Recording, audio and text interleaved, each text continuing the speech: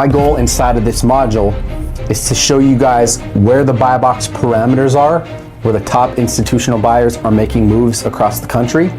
But we're going to also show you how you can take these data points and how you can plug in the property characteristics into your marketing channels, no matter what type of marketing you might be doing.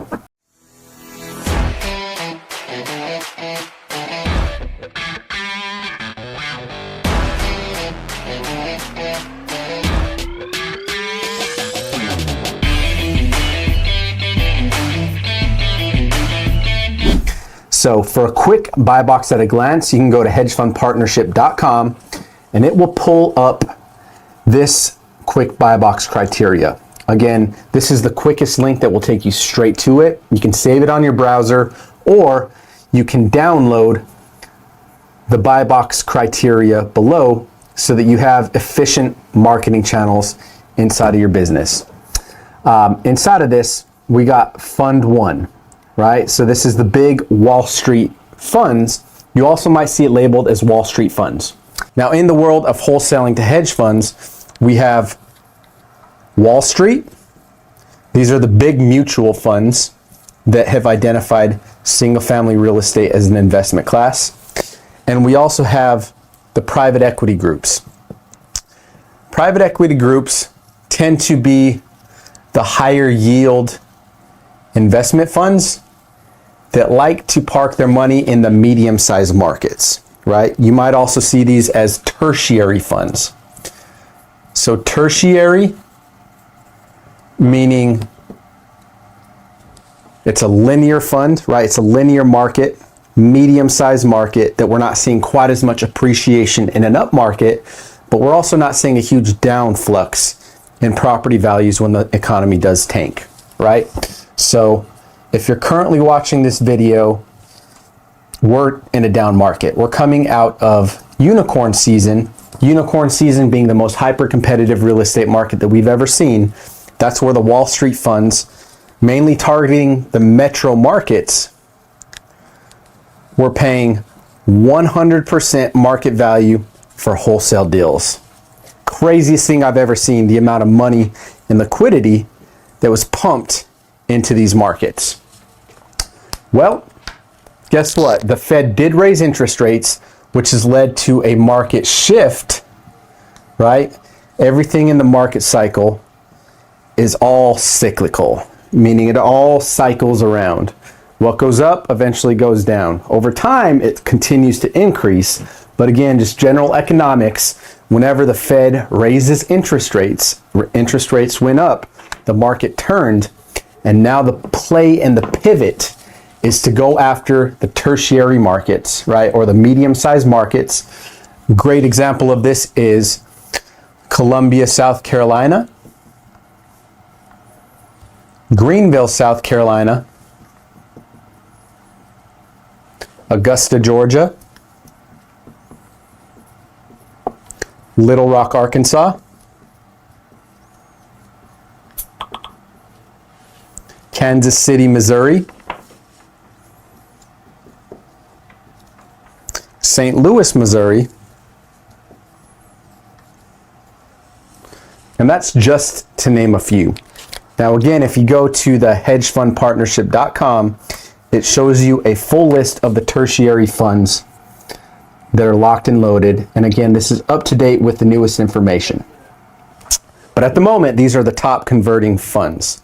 Market shifted. We're moving away from the big metro markets. You see right here, these are your Atlantas, your Charlottes, your Orlando, Tampa, Miami, right? It's the bigger markets where we see higher appreciation. But when the market turns, the big funds start to shy away from those because we expect a larger drop in equity in a market shift, right? Hence the reason tertiary funds, guys, is the play.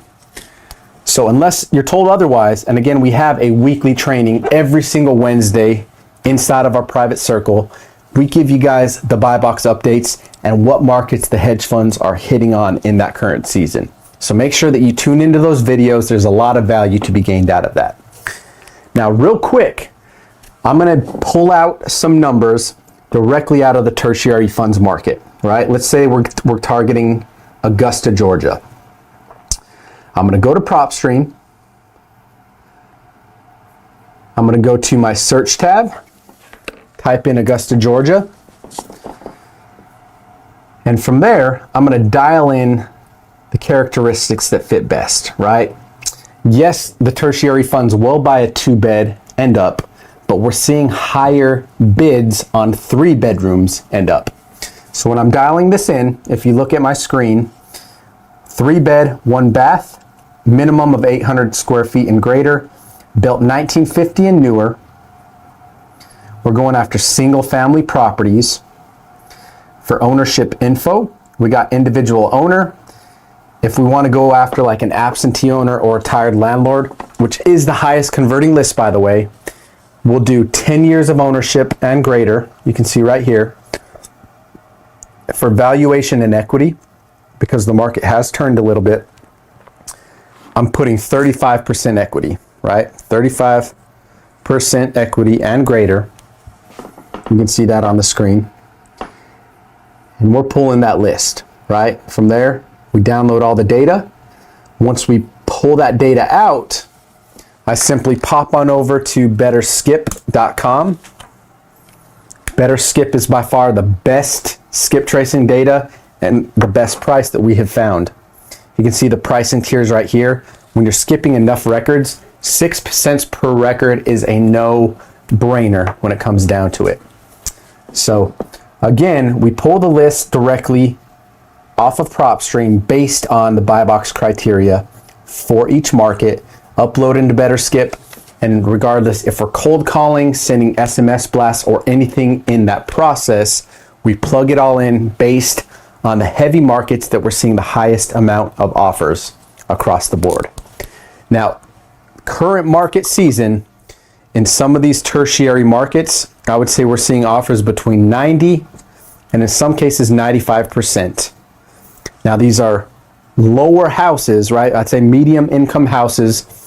Your after repair value between $80,000 and $220,000 ARV, right? So when you're pulling that data, I'm putting a property value. We'll go back over to PropStream real quick. The property value inside of our search parameters, valuation and equity, and I'm putting 70,000 all the way up to 220. That puts us in the sweet spot where we're finding these middle income, cash flow positive houses that fit inside of the tertiary fund buy box. Hope this is helpful, guys. Again, the training module inside of here is built so that it's easy to navigate for you, the user, and you can get on the fast track to closing more deals like clockwork.